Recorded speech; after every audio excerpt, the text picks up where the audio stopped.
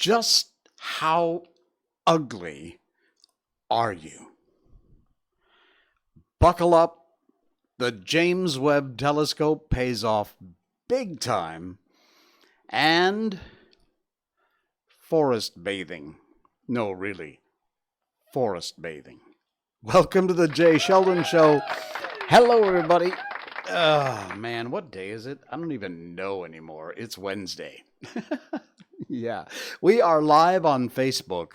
And if you're watching us on twitch.tv or rumble.com or YouTube, you're watching a video replay of our show. We've got some technical issues. We haven't been able to solve them yet. We're going to get them solved, and we'll be back live on all 4 platforms soon. That's all I can say is soon. But for the moment, we are live on Facebook Monday, Wednesday, Saturday, 10 p.m. Malaysian time. And we put up the video on our other channels so you can watch it there, because I know we got a lot of subscribers on YouTube and rumble.com. And also, of course, to our podcast listeners, thank you guys so much. You're the best. We got hundreds of downloads, hundreds of subscriptions. If you want, in addition to watching our live stream or our video replay, you can also take us with you on your jog or you walk the dog, whatever. You can stick an earpiece in and listen to the show. It's the audio-only part of the show. We get hundreds of downloads every episode, which is fantastic, and we thank you so much. Just go to wherever you get your podcast.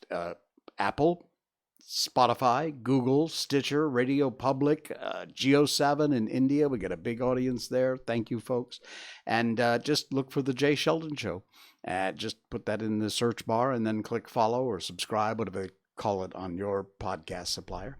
And that's it. That's all you got to do. It's free. Doesn't cost you a dime, and you'll get to hear the show. It'll notify you when you get new episodes, which is 3 times a week. So thanks for all that.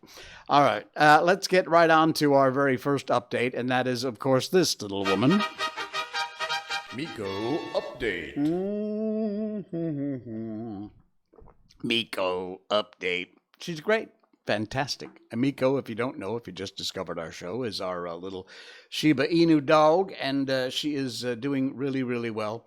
I took a picture of her. In fact, it's on my personal Facebook page. If you want to check it out, just search for j.sheldon, facebook.com/j.sheldon. That's me. And you can check it out. I think it's the last link I put in there before we did the show tonight. So check that out. It's Miko, and there's a tree here in Malaysia. I don't know what it is, but it has these bright, vibrant red flowers all over it, bright green leaves. It's a very tropical looking tree. And these bright red flowers, it blooms almost consistently. Talk much, Jay? It blooms almost consistently throughout the year. And the petals fall, the ground was covered, and Miko, of course, is a nice red contrast dog. So there's a picture of her there. Check it out. Anyway, she's doing great, and the shedding has reduced a little bit. Knock on glass. So, yeah, my table here is glass. It's not wood, so we'll have to do the best we can. All right. We got all of that and more coming up tonight, including some shots. You've probably seen them by now. Who hasn't? From the James Webb Telescope. It's absolutely phenomenal. But our first story tonight seems like a simple little story. It's cute. But I actually think it speaks to a larger problem. And we're going to reflect on that a little bit tonight. Why did I freeze? I don't know. I froze for some reason. I don't know why. Anyway, this is from World of Buzz. We love World of Buzz. They do some cool stuff over there. Thank you. Link is in our show notes tonight. We were able to put those in on Facebook. I know they're all mashed together, so you might have, you're smart enough. You can figure it out. You'll see all the links to the stories that we talk about. Malaysian tries to converse with women, but gets rejected. And he asks the public if he's that ugly. Now, they blur his face out, so we can't be the judgmental people that we all love to be and tell you if he's ugly or not. By our standards, because his face is blurred. Come on, World of Buzz. Anyway, it says here, honestly, I don't think it's because of his looks. I get super scared talking to strangers when I'm out. I even avoid making eye contact with everyone. Sometimes, and then it goes on in Bahasa. Not everyone is open for random conversations. For women, it's a scary thing that can happen having random men approach you in public and try and have a conversation with you. Sadly, but we live in times where can be a scary proposition. It is almost impossible to figure out what a man's true intentions might be when that happens. Well, recently a TikTok video, and you know my feelings about TikTok, but anyway, it was made by a guy who drew a lot of criticism after he recorded two women in public and complained about them not entertaining him when he wanted to make conversation. Yeah. The camera then switches to him. That's the women who were ignoring him. And the camera then switches to himself asking, "Am I that ugly?" The caption in the video, the guy writes here, "Please let her see this on her For You page, FYP." What if he was handsome? Well, the video went viral on TikTok. It was shared on Twitter also, where netizens shared their rather hilarious thoughts. Some users said girls wouldn't have hesitated to entertain him if he was more attractive. Ouch. If you were handsome, you wouldn't need to wait to get spoken to by women. Women will talk to you first, said a user. Man, these people are cold. Another commented, "Sometimes it's sad how handsome people have a lot of privileges. Even if you're friendly, people wouldn't say that you're flirty. But if you're not that attractive but friendly, people will say you're a pervert." How true and how sad. Yeah, if he's good looking, this will be a whole different story. Looks play a part, sorry to say, said another user. On the other hand, most female netizens said looks don't matter when it comes to strangers. Good on you. They said they would feel uncomfortable regardless of how attractive the man approaching them was. She doesn't want to entertain you, and that's right. Don't put that expectation onto a stranger. Well, it's kind of true. Another commented, "Honestly, I don't think it's because of his looks. I get super scared talking to strangers when I'm out. I even avoid making eye contact with everyone. Not everyone is open for random conversations." Some users blasted him for recording the women without their consent, although their backs are to the camera, so who cares? And besides, they're in a public place from the looks of things, and the camera wasn't hidden, so as far as I know, the rules say you're open.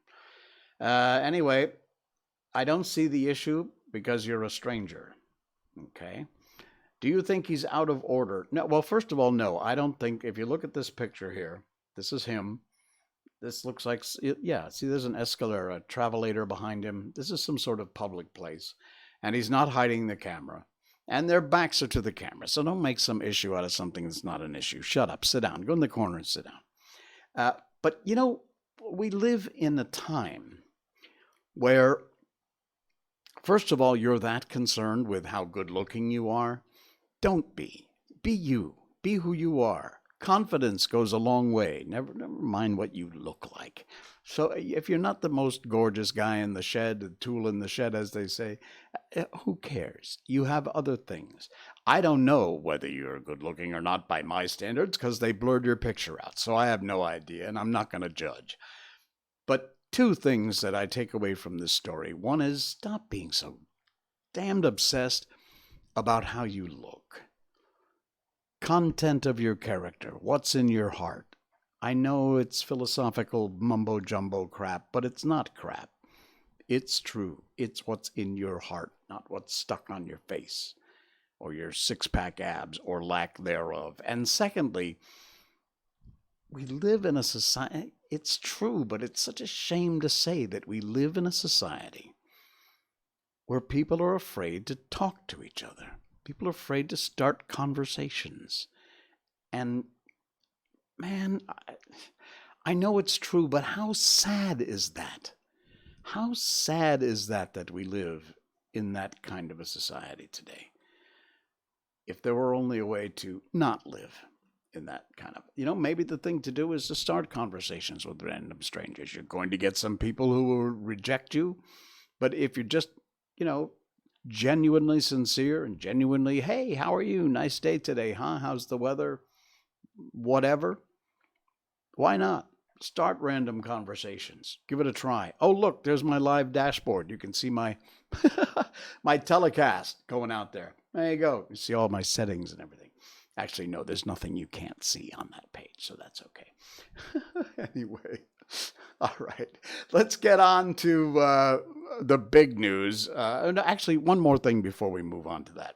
The Child Safety Seat Society of Malaysia put a post up, and it's a quick one. I put the link in our show notes, but wherever you may be in Malaysia or anywhere else on the planet listening in or watching the show, in the U.S., we rarely have this problem, but it happens that idiot parents don't put their kids in car seats, or if they're old enough, in seat belts.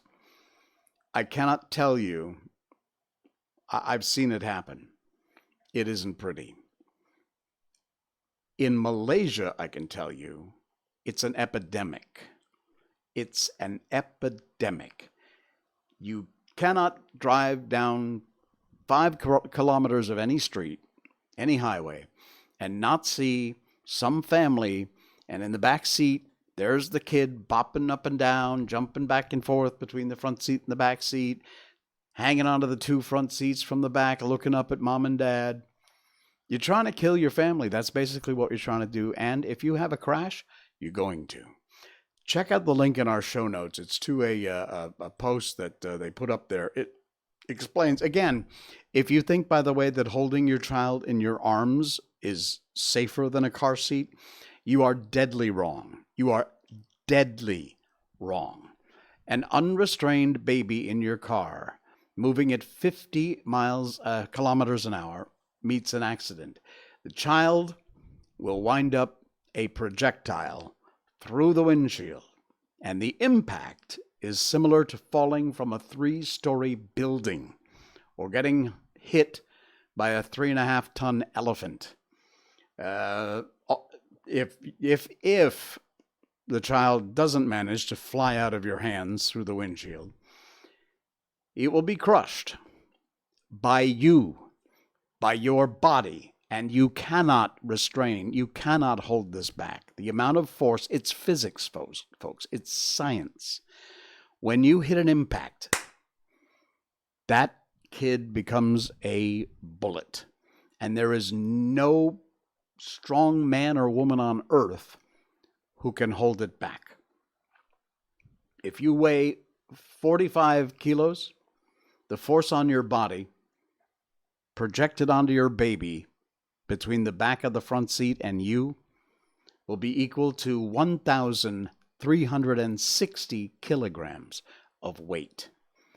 Pancake, folks. Don't do it. Get a proper car restraint. Get a proper car seat. Or if your child is old enough, put them in seat belts and make them wear it. And when they don't, you stop the car and you don't go anywhere. And the rule is, until you're in that car seat or in that seat belt, we don't go.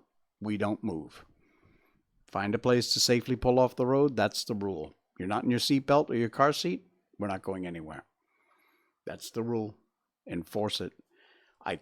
It's an epidemic here. It is unbelievable how many parents are trying to kill their family by not putting them in car seats or seat belts.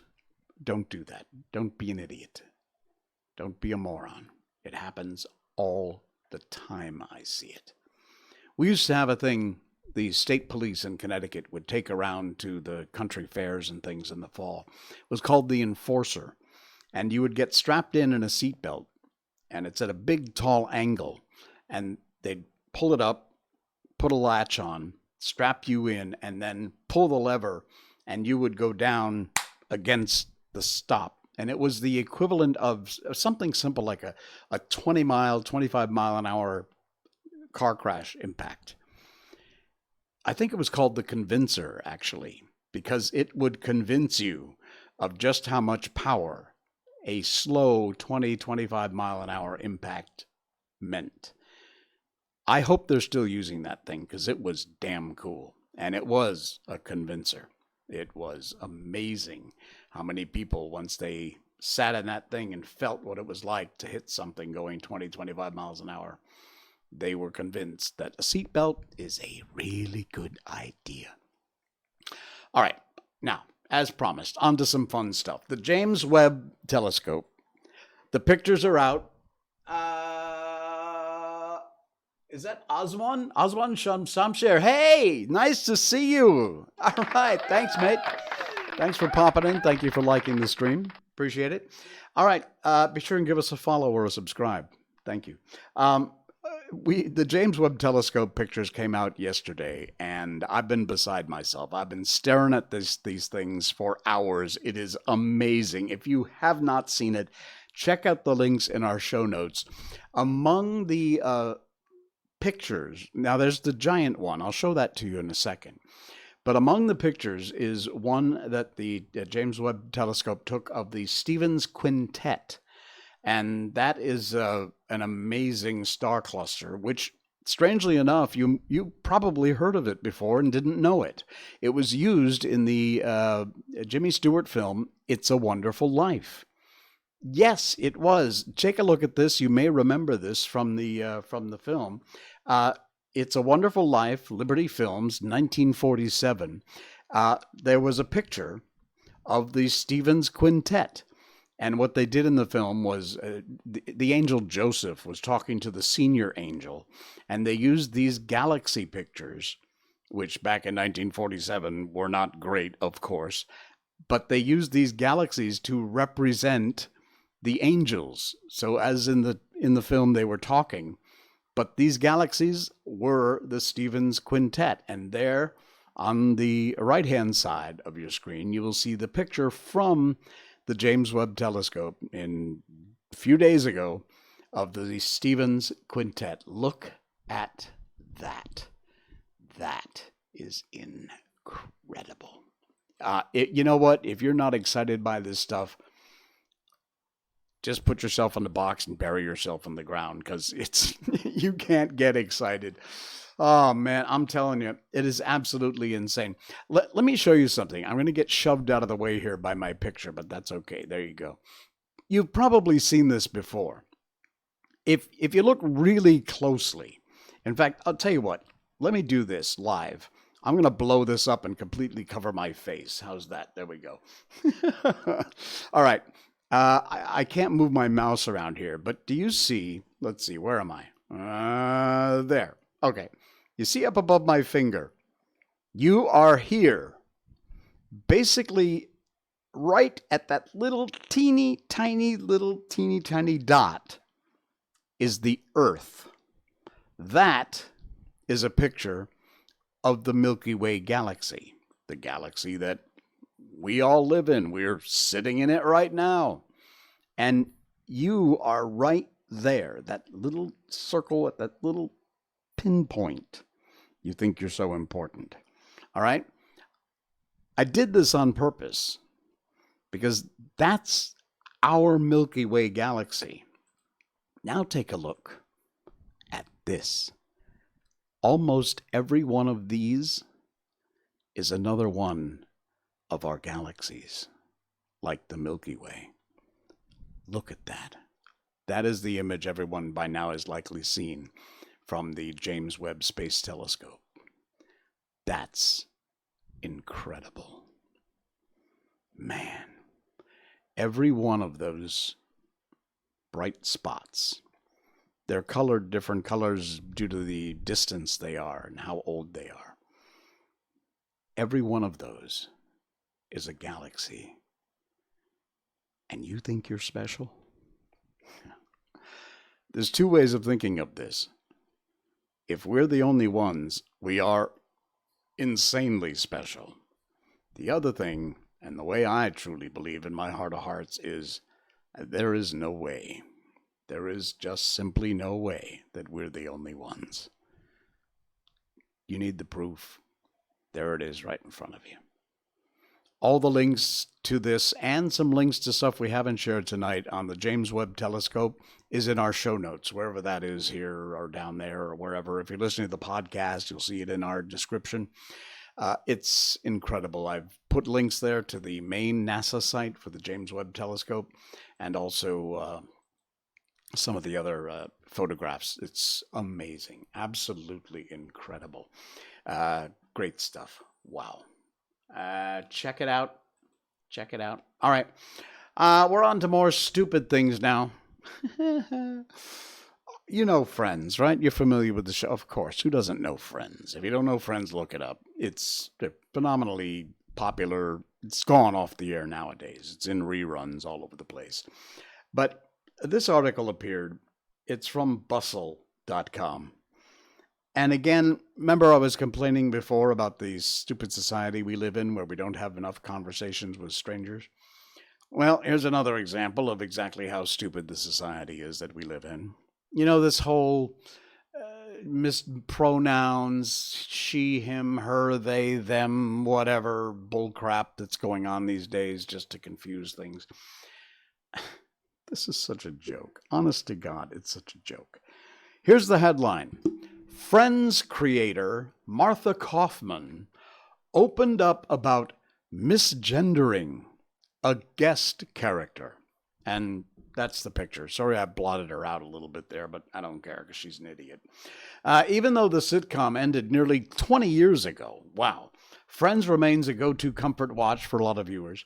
Just look back at last year's cast reunion, watched by 29% of streaming households in the U.S., according to Variety. Now, despite its prevailing popularity, though, fans have frequently called out problematic tropes. These are people basically who have nothing better to do and sit in their basement of mom's house eating Hot Pockets and playing video games. During the season's 10-season tenure, they say from lack of diversity to the frequent jokes about Monica's weight. It's comedy, folks. Never mind. Now, Martha Kaufman, who co-created Friends with David Crane, is addressing one more regret from the sitcom. The treatment of one of Chandler Bing's parents, a transgender woman named Helena Handbasket. Played by Kathleen Turner, by the way, brilliantly. Kaufman discussed the character in an interview with the BBC on just July 11th, just a few days ago. We kept referring to Helena as Chandler's father, even though Chandler's father was trans. Kaufman said of the show's original run, pronouns were not yet something that I understood, so we didn't refer to the character as she. That was a mistake. First of all, there's the character. First of all, if you weren't aware of this, you might want to sit down. It's fiction. It's make-believe. It's not real. Secondly, this is like a character who showed up occasionally on an episode or two. And there's this big hullabaloo over we didn't use the right pronouns when we wrote the script and created the character in the show. That's how far it's gone, folks. That's how far these idiots have taken it. We have to be worried about not referring to this person as she when the character was trans and the character was fiction and the character appeared in, a very limited amount of episodes. But we're going to keep wasting our time on this bullcrap, and you're going to keep buying it. All right, enough about that, because I'm going to say something I won't regret, but I'll wish I hadn't said it. You ready for some weird news from Thailand? No, not that. I know we're talking about trans people. Oh, man. This is a snake. It really is. If you don't like snakes, look away if you're watching the video. But it doesn't look like a snake. Trust me. Look at that. If you're listening to the podcast, check out the link in our show notes. A bizarre snake with green fur has been found in Thailand I'm not kidding. There's a video. I'll show it to you coming up in a second. Look at that thing. That is the weirdest thing ever. This is actually a snake, not a piece of algae. It looks like a Sesame Street character. A mysterious furry green snake was found floating in a swamp in Thailand. That's like a tongue twister. 2 foot long, had a frilly body that looked like fur when it was found in Sakon Nakhon province on February 26th. Some locals said the furry reptile could be a puff-faced water snake that had moss growing on its body from waiting so long in the swamp to catch its prey. Almost all snakes have scales, like reptiles, cold-blooded animals, regulate body temperature externally. These scales trap the moisture in and reduce friction. Although there have been several snake species found that are mostly scaleless, the furry green snake could be one of them. Here is a video that's shared on YouTube. Let me just mute that out. There we go. And take a look. There you go. That's the thing. This is actually a snake. And whether that's a natural occurring fur or some kind of weird swamp algae, I've no idea. That was shared from Thailand. That is the absolute strangest thing ever.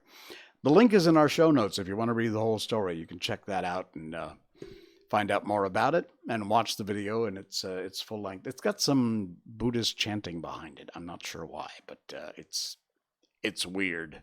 It's very weird. Amanda Caldwell, hi. I'd like to guess most people would talk to you in the state I live in. I would hope so.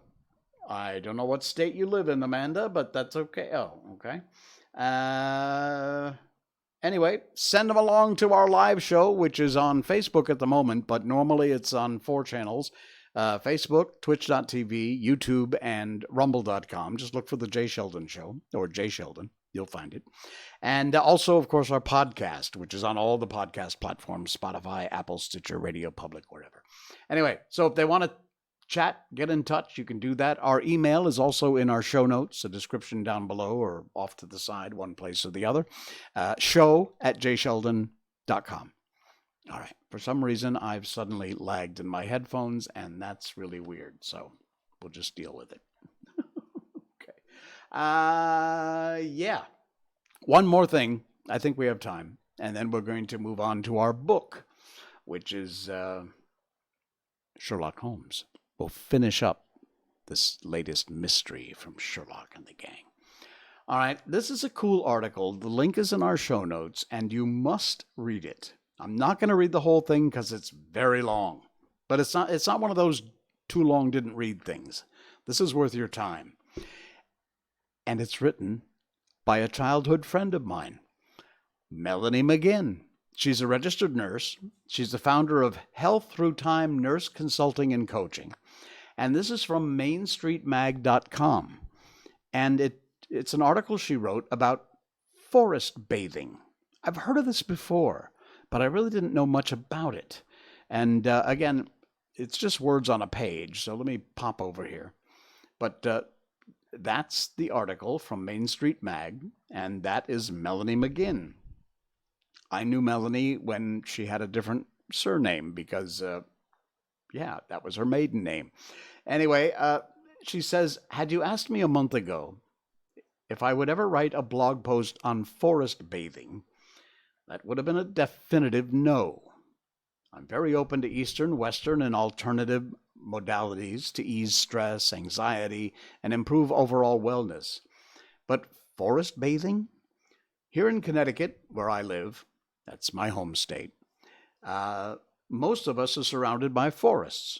My initial thought is, aren't we already bathing in the forest a greater portion of the day? Isn't forest bathing just being in nature, going for a hike or a walk in the woods? But what piqued my interest enough to research the topic was a short conversation overheard while browsing in a local gift shop. The discussion was about the influx of New Yorkers into Connecticut since the start of the pandemic, and that many of them had expressed interest in forest bathing. The forest bath is originally a Japanese practice of Shinrin, forest yoku bath, Shinrin yoku, forest bath, which was introduced in 1982 to improve health and wellness by reducing stress and anxiety and preventing burnout. In Japan, the practice encompasses various activities like walking, yoga, meditation, or even eating in the forest. Just basically being there, absorbing the energy. I know this sounds all new world, goofy stuff. I have done this as a teenager, not knowing what I was actually doing. Now it has a name. There was a place in the forest behind our house in West Cornwall, Connecticut, where there was a huge area, about 3-4 meters square, that was covered in this lush green moss, surrounded by trees. And there was no better feeling in the world. You know what? I've never told anybody about this. It's the first time I've ever spoken publicly about it. I would go and I would just lay down on this moss bed and just be there. I know, but it was amazing. And that really is forest bathing, soaking in those energies, absorbing the goodness. And there's more about that in this article by Melanie McGinn. Please check it out. It's in our show notes, and it is brilliant. There's a picture, actually, of... Actually, that looks a lot like some of the forest areas behind my house in West Cornwall. And I just wanted to give a tip of the hat here. Utilize all your senses: sight, smell, taste, touch, and listen. Listen is important. Block everything else out. Open up your mind and just take it all in. I did that as a kid, and I'll tell you, the feeling is amazing. You get refreshed, you get renewed. It's insane. And Melanie, there you are. There's Melanie McGinn, picture of the author of this article. And she's a registered nurse, 20 years of experience providing education, guidance, and support to individuals and family, enabling them to improve the quality of their lives. Melanie recently received health coach certification from Dr. Sears Health and Wellness Institute. Congratulations, Melanie. And if you'd like to know more, you can go to healththroughtime.com. The link to this article is in our show notes, and I encourage you to check it out because it's a very cool article. And it talks all about all those cool things about forest bathing and how you can take part. Check it out. All right, we promised you a little bit of Sherlock Holmes tonight. We've actually gone way over our normal time, but that's okay. So I'm doing a little prep here, if you haven't figured that out yet. You got to hang with me for a moment here. I've got to figure this thing out. Here we go. Okay. Well, when we last left Sherlock Holmes, by the way, just so you know, if you're new to the show, we read books on this show. They're in the public domain. They come from Gutenberg.org, which is the Gutenberg Project. And they're all public domain books. We've done tons of them. This is our, 238th episode? And every episode, almost from the very beginning, we have read books. We've done The Wonderful Wizard of Oz, Peter Pan, The Little Prince, Alice in Wonderland, Winnie the Pooh. And right now we've been doing Sherlock Holmes. Every chapter's a new adventure. And this headphones are driving me nuts, so I'm going to back them off a little bit. Here we go. Okay. Every chapter's a new adventure. And we're right at the end of one now, where we're just about to find out what happened. I hope you've been following along. They went to find this prisoner, and in their search for Neville St. Clair, Mr. Holmes, after spending a night thinking about it, took a sponge, wiped off this grimy prisoner's face, and says, "Let me introduce you to Mr. Neville St. Clair of Lee in the county of Kent." Well, never in my life have I seen such a sight. The man's face peeled off under the sponge like the bark from a tree. Gone was the coarse brown tint. Gone, too, was the horrid scar which had seamed it across, and the twisted lip which had given the repulsive sneer to the face. A twitch brought away the tangled red hair, and there, sitting up in his bed, was a pale, sad-faced, refined-looking man. Black-haired, smooth-skinned, rubbing his eyes and staring about him with sleepy bewilderment. Then, suddenly realizing the exposure, he broke into a scream and threw himself down with his face to the pillow.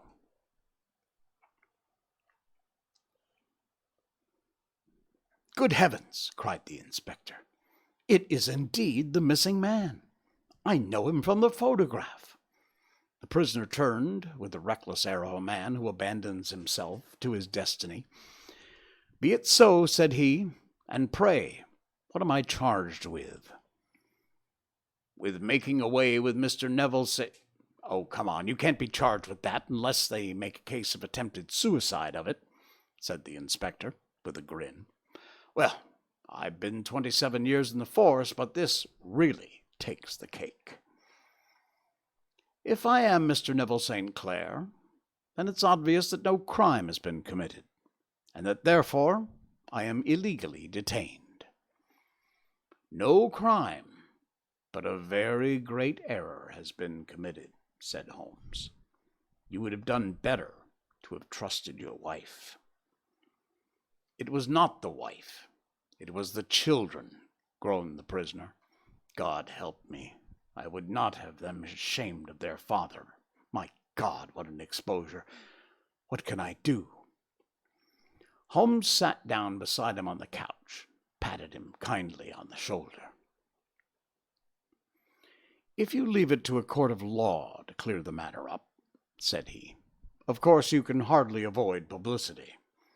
On the other hand, if you convince the police authorities that there is no possible case against you, I do not know that there's any reason the details should find their way into the papers. Inspector Broadsheet would, I'm sure, make notes upon anything which you might tell us, and submit it to the proper authorities. The case would then never go into court at all." "God bless you!" cried the prisoner passionately. "I would have endured imprisonment, aye, execution, rather than have left my miserable secret as a family blot to my children. You are the first who have ever heard my story. My father was a schoolmaster in Chesterfield, where I received an excellent education. I traveled in my youth, took to the stage, and finally became a reporter on an evening paper in London. One day my editor wished to have a series of articles upon begging in the metropolis, and I volunteered to supply them. There was the point from which all my adventures started. It was only by trying begging as an amateur that I could get the facts upon which to base my articles. When an actor, I had, of course, learned all the secrets of makeup, had been famous in the green room for my skill. I took advantage now of my attainments. I painted my face to make myself look as pitiful as possible. I made a good scar and fixed one side of my lip in a twist by the aid of a small slip of flesh-colored plaster. Then, with a red head of hair and an appropriate dress, I took my station in the busiest part of the city, ostensibly as a match seller, but really as a beggar. For 7 hours I plied my trade, and when I returned home in the evening I found, to my surprise, that I'd received no less than 24 shillings. I wrote my articles and thought little more of the matter until some time later I backed a bill for a friend and had a writ served upon me for £25. I was at my wits' end where to get the money, but suddenly an idea came to me. I begged a fortnight's grace from the creditor, asked for a holiday from my employers, and spent the time begging in the city under my disguise. In 10 days I had the money and paid the debt. Well, you can imagine how hard it was to settle down to arduous work at £2 a week when I knew I could earn as much in a day by smearing my face with a little paint, laying my cap on the ground, and sitting still. It was a long fight between my pride and the money, but the dollars won at last, and I threw up reporting and sat day after day at the corner which I had first chosen, inspiring pity by my ghastly face and filling my pockets with coppers. Only one man knew my secret.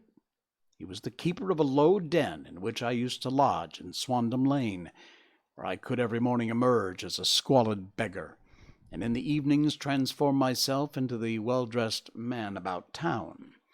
This fellow, a Lascar, was well paid by me for his rooms, so I knew my secret was safe in his possession. Well, very soon I found that I was saving considerable sums of money. I don't mean that any beggar in the streets of London could earn £700 a year, which is less than my average takings, but I had exceptional advantages in my power of make-up and also in facilitating my repartee, which improved my practice, made me quite a recognized character in the city. All day a stream of pennies, varied by silver, poured in upon me, and it was a very bad day in which I failed to take £2. As I grew richer, I grew more ambitious, took a house in the country, eventually marrying, without anyone having a suspicion as to my real occupation. My dear wife knew that I had business in the city. She little knew what. Well, last Monday, I'd finished for the day and was dressing in my room above the opium den, when I looked out of my window and saw, to my horror and astonishment, that my wife was standing in the street, with her eyes fixed full upon me. I gave a cry of surprise, threw up my arms to cover my face, and rushing to my confidant, the Lascar, entreated him to prevent anyone from coming up to me. I heard her voice downstairs, but I knew she couldn't ascend. Swiftly I threw off my clothes, pulled on those of a beggar, and put on my pigment and wig. Even a wife's eyes could not pierce so complete a disguise. But then it occurred to me that there might be a search in the room. The clothes might betray me. I threw open the window, reopening by my violence a small cut which I'd inflicted upon myself in the bedroom that morning. Then I seized my coat, which was weighted by the coppers I'd just transferred to it from the leather bag in which I carried my takings. I hurled it out the window, and it disappeared into the Thames. The other clothes would have followed, but at that moment there was a rush of constables up the stair, and a few minutes after I confessed, to my relief, that instead of being identified as Mr. Neville St. Clair, I was arrested as his murderer. I do not know that there's anything else for me to explain. I was determined to preserve my disguise as long as possible, and hence my preference for a dirty face.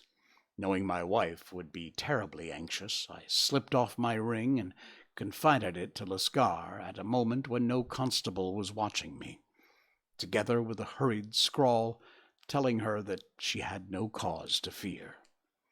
"That note only reached her yesterday," said Holmes. "Good God! What a week she must have spent!"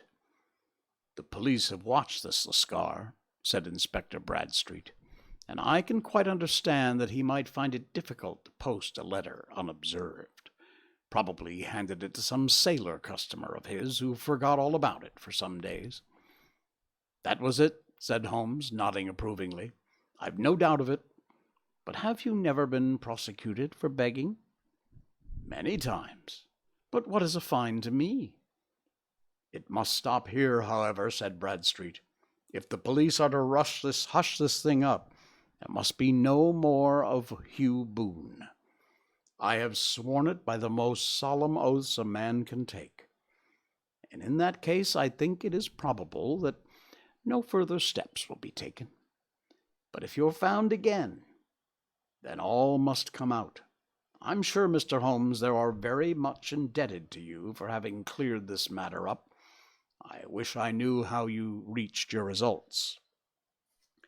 "I reached this one," said my friend. by sitting upon 5 pillows and consuming an ounce of shag. I think, Watson, that if we drive to Baker Street, we shall just be in time for breakfast. Wow, and there you go.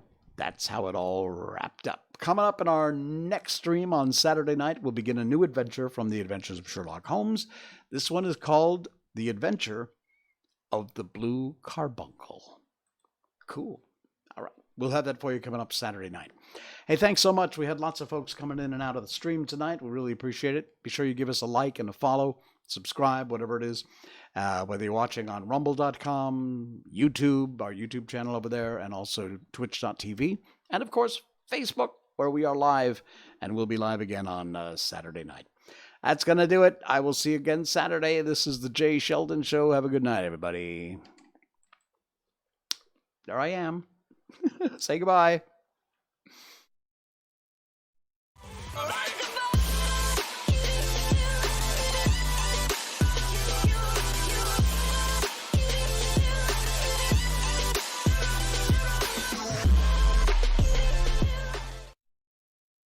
Snort.